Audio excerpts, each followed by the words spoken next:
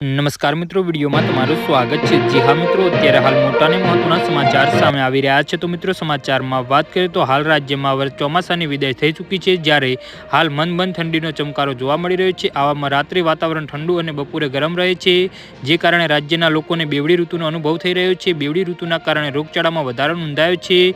રાજ્યમાં બેવડી ઋતુની અસરથી વાયરલ ઇન્ફેક્શનના કેસમાં વધારો નોંધાયો છે। ઠંડી વધવાના કારણે શરદી, ખાંસી અને તાવના દર્દીઓની સંખ્યા વધી છે।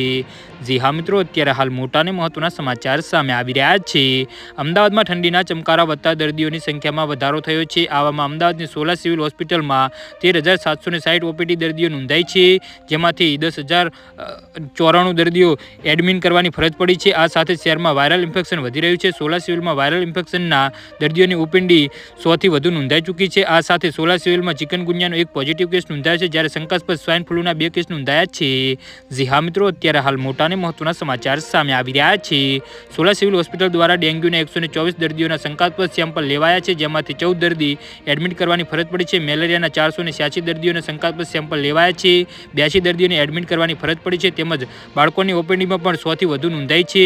બેવડી ઋતુ વચ્ચે બાળકોને સાચવવા અને ઠંડા પીણા, વાસી ખોરાક અને બહારનું ખાવાનું ટાળવા માટે તબીબો દ્વારા સલાહ આપવામાં આવી છે। જી હા મિત્રો, તો આના વિશે તમારું શું કહેવું છે તો કમેન્ટ બોક્સ